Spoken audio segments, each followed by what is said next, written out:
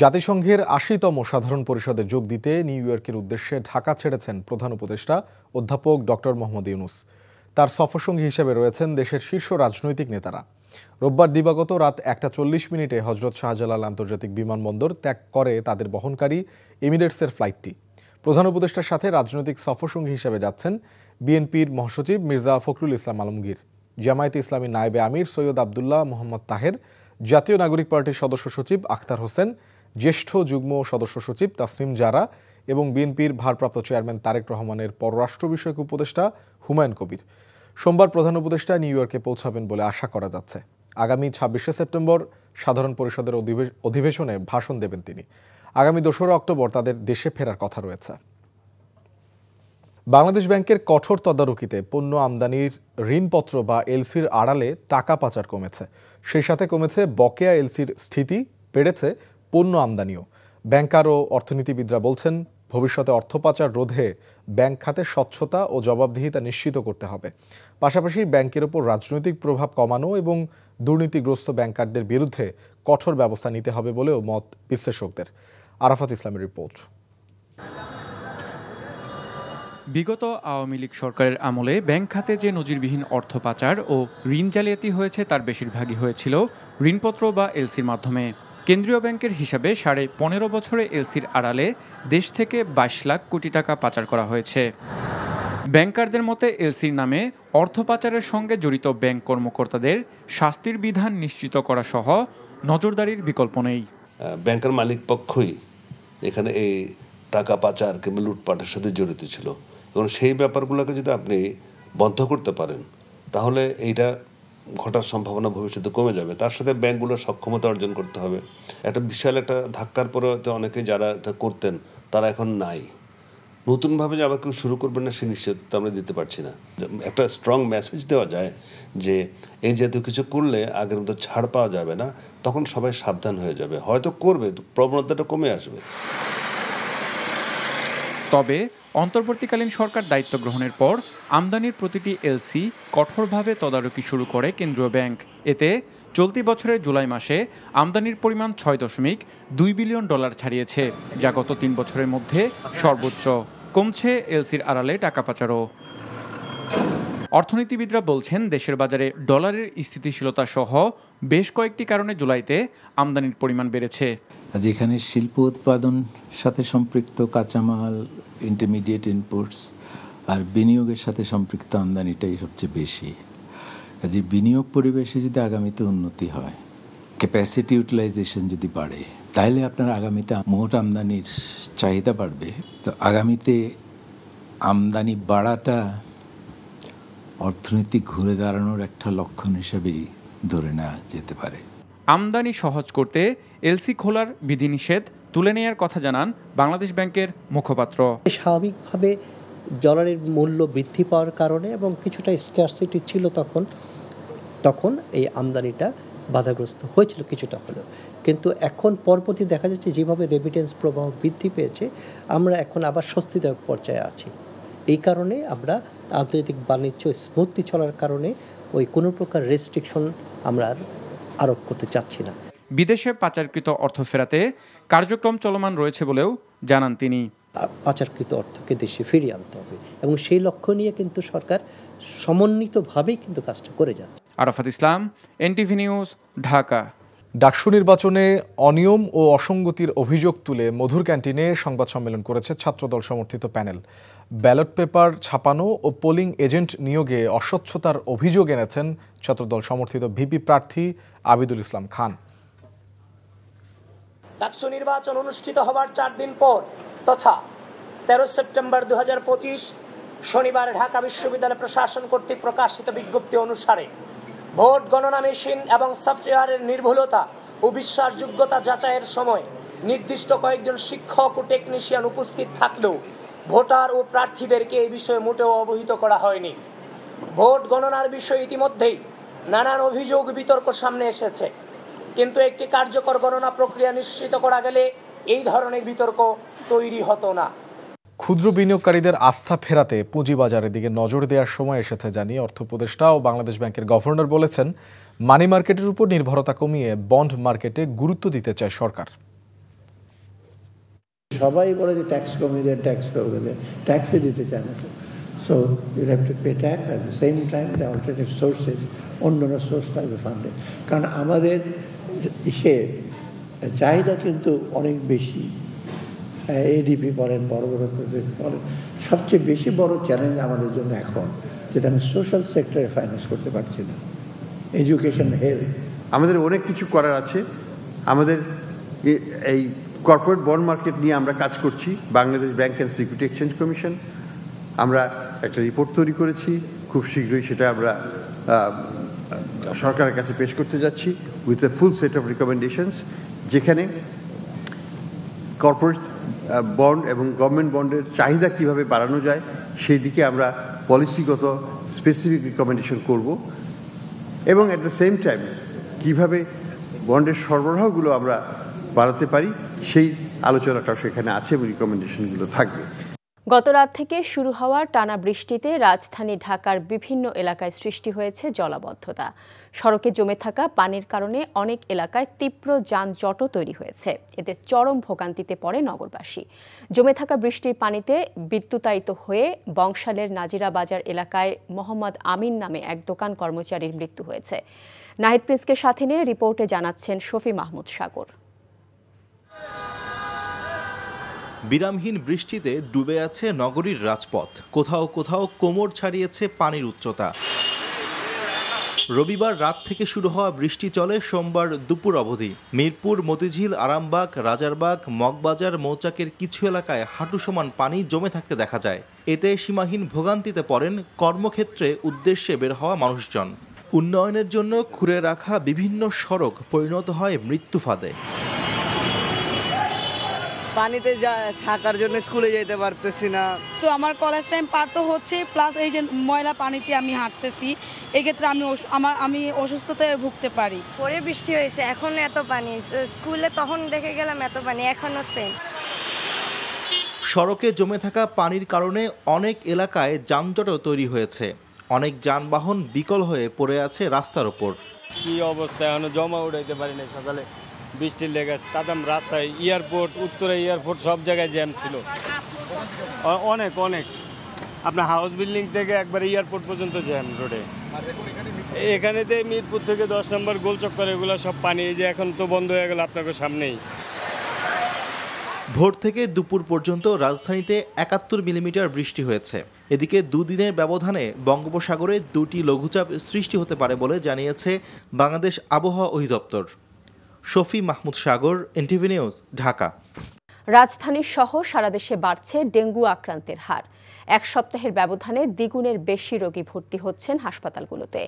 ঢাকায় চিকিৎসাধীন অবস্থায় চলতি মৌসুমে 107 জন মারা গেছেন। এর মধ্যে গতকালই মারা গেছেন 12 জন। ডেঙ্গু নিয়ন্ত্রণে কার্যকর পদক্ষেপ না নিলে ভয়াবহ পরিস্থিতির আশঙ্কা করছেন বিশেষজ্ঞরা। বিস্তারিত জানাচ্ছেন নাজিবুর রহমান। কখনো বৃষ্টি, আবার কখনো রোদ। আবহাওয়ার এমন রূপ এডিস মশা প্রজননে সহায়ক। আর তাই তো মৌসুম শেষেও দেশজুড়ে পাল্লা দিয়ে বাড়ছে ডেঙ্গুর প্রকোপ। ডিএনসিসি কোভিড হাসপাতালে গত কয়েকদিনে গড়ে শতাধিক রোগী ভর্তি হয়েছেন, যাদের অনেকেই বয়সে তরুণ। আইসিইউতেও বাড়ছে রোগীর চাপ। সবশেষ 24 ঘন্টায় এ হাসপাতালে 30 জনকে নিবিড় পরিচর্যা কেন্দ্রে নেওয়া হয়েছে। রাজধানী ছাড়াও রোগী আসছেন নারায়ণগঞ্জ, গাজীপুর সহ আশপাশের জেলা থেকে। প্লাটেলেট ছিল 99,000, ওখান থেকে গতকালকে রাত্রে আমার প্লাটেলেট 35,000-এ নেমে আসছে। পুরো শরীর ফুলে গেছিল আর ব্যথা, মানে কোনো জায়গায় হাত দেওয়া যেত না, অনেক ব্যথা করতো। কালকে রাত পর্যন্ত আমার শারীরিক অবস্থা একটু খারাপ ছিল, এখন আলহামদুলিল্লাহ অনেকটাই ইমপ্রুভ হয়েছে। শুধু চিকিৎসা নয়, ডেঙ্গু প্রতিরোধে নগর প্রশাসনের মশক নিধন কার্যক্রম জোরদার করা সহ স্বাস্থ্য বিভাগের তৎপরতা বাড়ানোর তাগিদ বিশেষজ্ঞদের। এডিস মশার ঘনত্ব, ডেঙ্গু রোগীর সংখ্যা, বৃষ্টিপাত, আর্দ্রতা, তাপমাত্রা, এই কয়েকটি প্যারামিটার মিলিয়ে আমরা যে ফরকাস্টিং মডেলটি তৈরি করি, সেখানে আমরা দেখতে পাচ্ছি যে অক্টোবরে ডেঙ্গু পরিস্থিতি খারাপ হওয়ার আরও বেশি ঝুঁকি আছে। ডেঙ্গু নিয়ন্ত্রণে হটস্পট ম্যানেজমেন্ট, লার্ভিসাইডিং এবং কমিউনিটি এঙ্গেজমেন্ট করা খুব প্রয়োজন। স্বাস্থ্য অধিদপ্তরের তথ্য বলছে, চলতি বছর ডেঙ্গুতে আক্রান্ত হয়েছেন প্রায় 42,000 মানুষ, মারা গেছেন 179 জন। Najibur Rahman, NTV news, Dhaka. নেত্রকোনায় চলছে শারদীয় দুর্গা পূজার প্রস্তুতি, আর কদিন পরই আসছেন দেবী দুর্গা। প্রতিমা তৈরিতে ব্যস্ত সময় পার করছেন প্রতিমা শিল্পীরা। অন্যদিকে ফরিদপুর এবং দিনাজপুরের হিলিতে প্রতিমা এবং মণ্ডপ তৈরির কাজ চলছে পুরোদমে। আহমেদ শরীফের ডেস্ক রিপোর্ট। পাহাড় নদী হাওরের জেলা নেত্রকোনায় আকাশে বাতাসে পূজার আগমনী বার্তা ছড়িয়ে পড়েছে এখন। আর কদিন পর সনাতন ধর্মাবলম্বীদের সবচেয়ে বড় উৎসব শারদীয় দুর্গাপূজা। প্রতি বছরের মতো এবার জেলার 10টি উপজেলায় 514টি মণ্ডপে চলছে প্রতিমা তৈরির কাজ। আমরা চেষ্টা করতেছি যে যতটুকু সম্ভব সৌন্দর্য করার জন্য প্রত্যেকটা মূর্তি আমরা নতুন আঙ্গিকে সাজাচ্ছি। প্রতি বছরই এখানে আমরা একটা সুন্দর মূর্তি উপহার দেওয়ার চেষ্টা করি।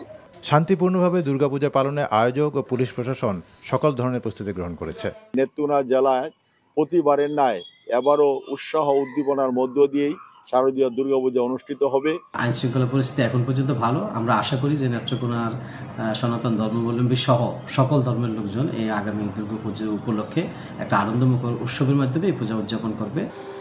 ফরিদপুরে আসন্ন দুর্গাপূজা উপলক্ষে প্রতিমা নির্মাণ, মণ্ডপ সজ্জা এবং অন্যান্য প্রস্তুতি শেষ পর্যায়ে রয়েছে। জেলা প্রশাসন ও পুলিশ প্রশাসন নিরাপত্তা নিশ্চিত করতে প্রস্তুতিমূলক সভা করেছে। আমাদের জেলা পূজা উদযাপন পরিষদ এবং কেন্দ্রীয় কমিটির পক্ষ থেকে যেসব নির্দেশনা আছে সেগুলো আমরা প্রতিটা মন্দিরে পৌঁছে দিচ্ছি। পূজার কার্যক্রমে সহায়তা করতে এগিয়ে এসেছেন বিএনপি ও যুবদলের নেতাকর্মীরা। পূজা নির্বিঘ্ন করতে আইন শৃঙ্খলা রক্ষাকারী বাহিনী কাজ করে যাচ্ছে বলে জানান জেলা প্রশাসক। পূজা সুষ্ঠুভাবে উদযাপনের জন্য আমরা মেডিকেল টিম করে দিয়েছি এবং অন্যান্য বাহিনী তৎপর থাকবে। প্রত্যেকটা জায়গায় শান্তি শৃঙ্খলা এবং আনন্দ উৎসবভাবে পূজাকে উদযাপন করার জন্য আমাদের দলের সকল পর্যায়ের নেতাকর্মীরা সর্বোত্তভাবে প্রস্তুত থাকবে। অন্যদিকে দিনাজপুরের হিলি উপজেলায় 20টি পূজা মণ্ডপ ঘিরে চলছে পূজার প্রস্তুতি। প্রতিমা তৈরির কাজ প্রায় শেষ। আমরা পুরো আশাবাদী যে আমাদের বাংলাদেশ, শুধু আমার হাকিমপুরে না, অল বাংলাদেশে কোনো মন্দিরে কোনো কিছু হওয়ার সম্ভাবনা আছে বলে আমরা মনে করি না। আগামী 28 সেপ্টেম্বর ষষ্ঠী পূজার মাধ্যমে শুরু হবে আনুষ্ঠানিকতা। 2 অক্টোবর দশমীর মাধ্যমে শেষ হবে দুর্গোৎসবের আয়োজন। আহমেদ শরীফ, এনটিভি নিউজ ডেস্ক। দুর্নীতির খবর প্রকাশের জেরে রংপুরের সাংবাদিক নির্যাতনের ঘটনায় সিটি কর্পোরেশনের প্রধান নির্বাহী কর্মকর্তা উম্মে ফাতেমা সহ 12 জনকে আসামি করে কোতোয়ালি থানায় একটি মামলা দায়ের করা হয়েছে। দুপুরে রংপুর প্রেস ক্লাবের সামনে সাংবাদিকরা মানববন্ধন কর্মসূচি পালন করেছেন। গতকাল নগরীর কাচারি বাজার থেকে দৈনিক সংবাদ এবং 21 টেলিভিশনের রিপোর্টার লিয়াকত আলী বাদলকে তুলে নিয়ে সিটি কর্পোরেশনের ভেতরে মারধর করা হয়।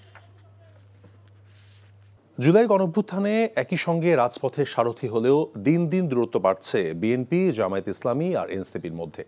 দূরত্ব নয়, এটিকে গণতন্ত্রের সৌন্দর্য হিসেবে দেখছে বিএনপি। আর জামায়াত বলছে রাজনৈতিক মতাদর্শগত ভিন্নতা থাকলেও তা দূরত্ব বা সংঘাতে রূপ নেবে না। বিপ্লব পরবর্তী ফ্যাসিবাদ বিরোধী প্ল্যাটফর্ম না থাকায় রাজনৈতিক দলগুলোর মাঝে বিভেদ ফিরেছে বলে মত রাজনৈতিক বিশ্লেষকদের। বিস্তারিত ওবায়দুল্লাহ মামুনের রিপোর্টে।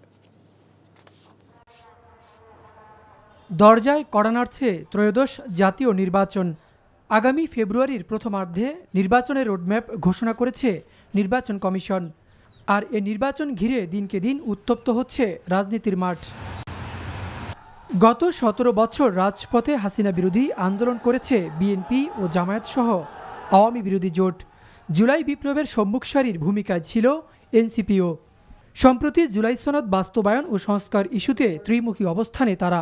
নানা ইস্যুতে বিস্ফোরক বাক বিনিময় হচ্ছে প্রতিনিয়ত।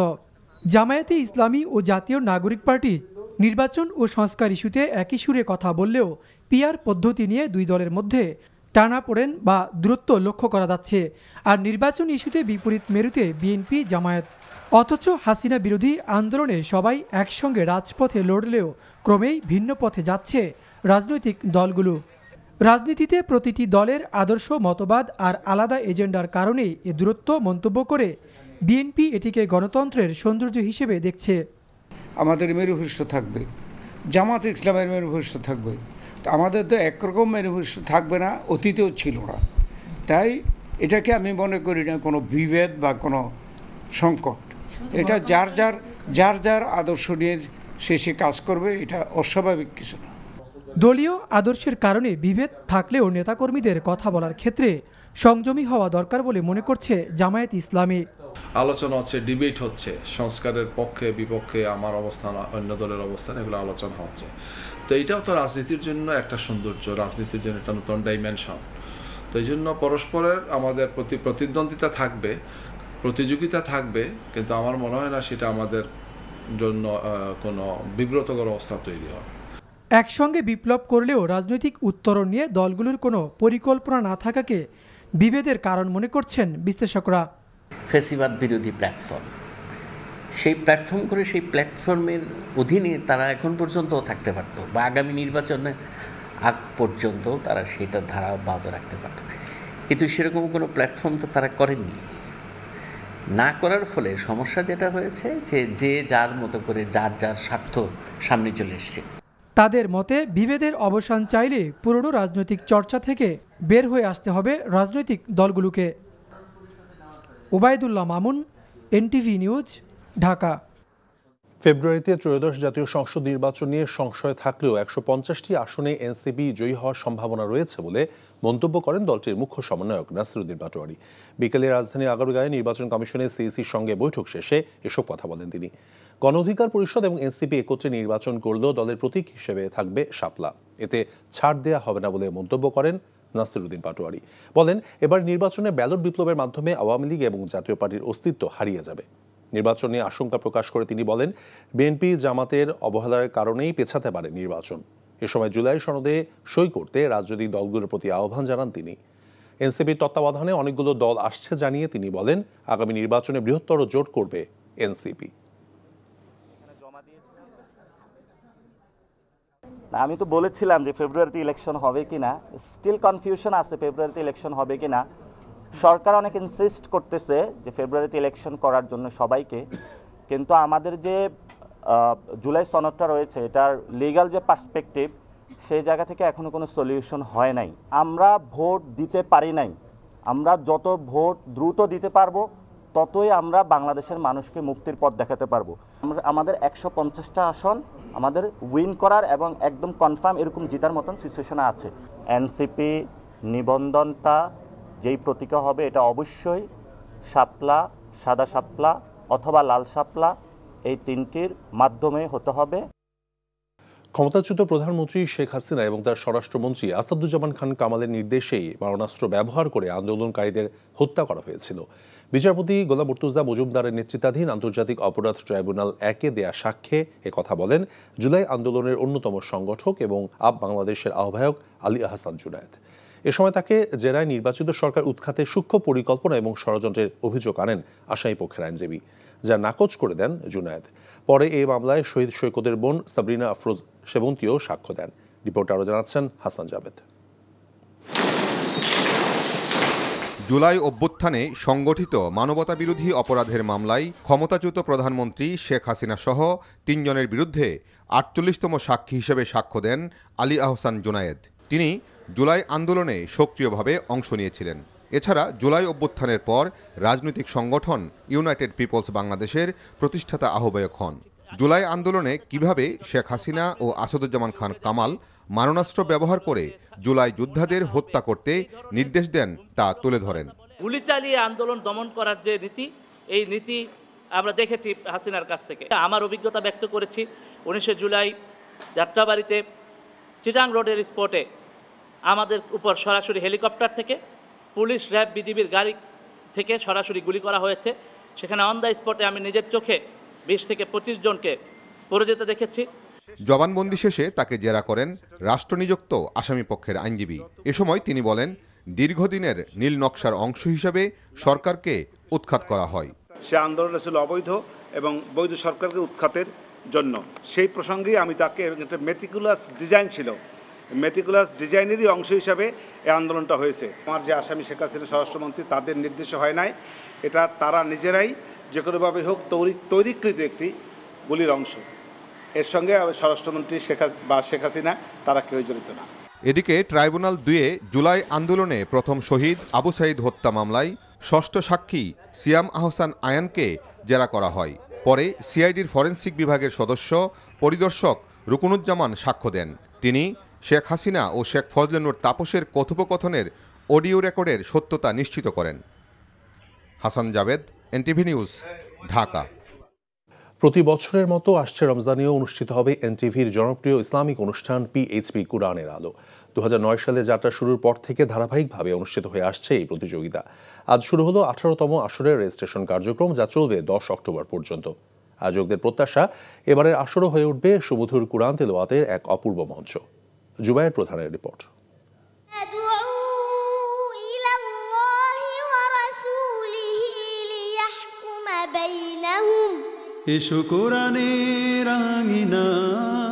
শ্রেষ্ঠত্বের প্রতিযোগিতা আর সুমধুর কণ্ঠে কুরআনের পাখিদের মিলন মেলার মঞ্চ এনটিভির পিএইচপি কুরআনের আলো অনুষ্ঠান। যে আয়োজনে থাকে দেশের বিভিন্ন স্থান থেকে আসা কুরআনের হাফেজদের আনাগোনা। শ্রেষ্ঠত্বের লড়াইয়ে জমজমাট থাকে পুরো আসর। কুরআনের আলো ফাউন্ডেশনের স্বপ্নদ্রষ্টা মরহুম মাওলানা আব্দুল ইউসুফের ছেলে হাফেজ আবদুল্লাহ আল জাইদের তিলাওয়াতের মাধ্যমে আনুষ্ঠানিক যাত্রা শুরু হয় 18তম আয়োজনের। অনুষ্ঠানে পিএইচপির চেয়ারম্যান বলেন, এনটিভির মাধ্যমেই কোরআনের আলো ছড়িয়ে পড়েছে সারা বিশ্বে। আজকে তো আরো 30টা টেলিভিশন চ্যানেল কোরআনের আলো করতেছে, কিন্তু প্রথম যে এনটিভি করছে, আমরা আল্লাহর কাছে করুণা চাই, আল্লাহর কাছে দোয়া করি আমরা এই এনটিভির শান শকত যেন আল্লাহ চিরদিন জাগলো। আমাদের যখন কিচ্ছু ছিল না তখন আমাদেরকে সাহায্য করছে এনটিভি। এনটিভির ব্যবস্থাপনা পরিচালক আশফাকুদ্দিন আহমেদ বলেন, পিএইচপি কোরআনের আলো বাংলাদেশের অন্যতম জনপ্রিয় ইসলামিক অনুষ্ঠান। বিগত বছরগুলোর মতোই এনটিভি সর্বোচ্চ পেশাদারিত্বের সাথে দর্শকদের কাছে পৌঁছে দিবে কোরআন তিলাওয়াতের এই প্রতিযোগিতা। যারা আজকে জুলাই বিপ্লবকে সফল করেছেন, এই জেনজির মাঝেও কিন্তু কোরআনের যে চর্চা, কোরআন শোনা, এটা কিন্তু ছড়িয়ে গিয়েছে। আলহামদুলিল্লাহ, আমরা চাই এটি বেস্ট প্রোগ্রাম হবে। 22 সেপ্টেম্বর থেকে 10 অক্টোবর পর্যন্ত চলবে রেজিস্ট্রেশন কার্যক্রম। 11 অক্টোবর থেকে ঢাকা জেলার অডিশন শুরু হবে বলে জানিয়েছে কোরআনের আলো ফাউন্ডেশন কর্তৃপক্ষ। পিএইচপি কোরআনের আলো এই 2026 সালের এই প্রোগ্রামটা যেন আগের চেয়ে আরো আমরা সুন্দর করতে পারি, আপনাদের কাছে দোয়া চাই। সুমধুর কণ্ঠে বিশ্বব্যাপী কোরআনের বার্তা পৌঁছে যাবে এমন প্রত্যাশা আয়োজকদের। জুবায়ের প্রধান, এনটিভি নিউজ, ঢাকা।